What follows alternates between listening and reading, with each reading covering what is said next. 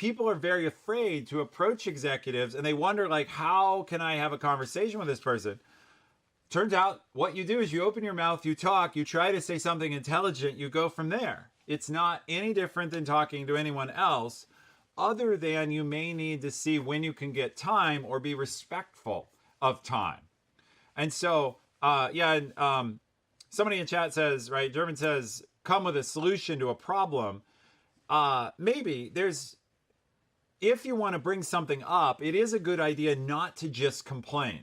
We do have a lot of people, or some people, who only talk to us when they want to complain and they have no solutions.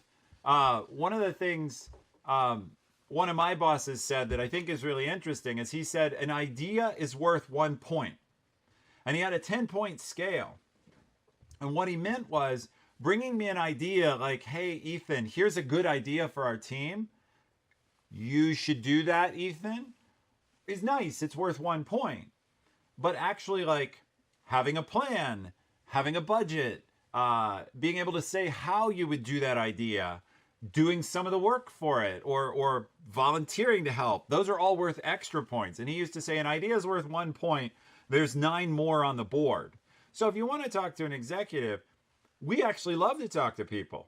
And get information and get ideas and encourage strong performers, help you understand how to be a stronger performer, because that's good for us. It's not just we like it, it's selfishly good. If we can help you understand the work and do better work, then we look better. It's real simple, and we're good at being selfish like everyone else. I know you wanted to talk about this too. Did you want to say anything about talking to executives? I think talking or communicating, just even written, keep it short and concise and make your points.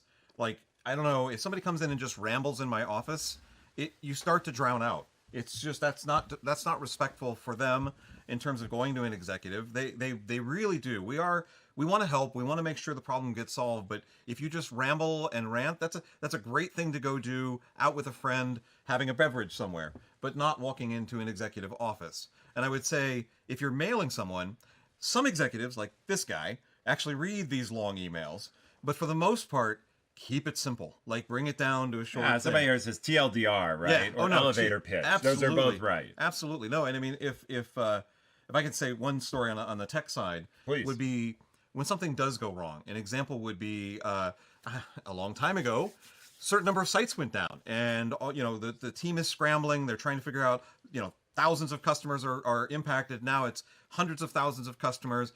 They can't get to system XYZ. I won't go even to what company. I'm getting all this detail, but what I sent to my executives at the time, I think it might have been you, but it's like, you send a very short email.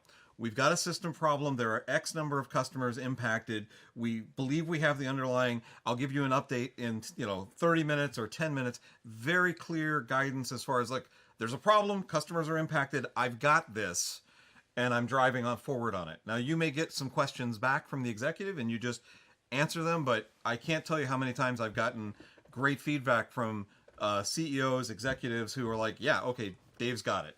Yep. And super critical point Dave made, you'll get your next update at this time will hold off an enormous amount of questions. In other words, if you say, this thing's down or we're working on it, and you'll get your next update in an hour or in 30 minutes or at 1 o'clock, whatever it is, knowing when I'm going to hear more is magical, because it means I know how long I have to wait. And my decision now doesn't become, oh, do I have to get involved?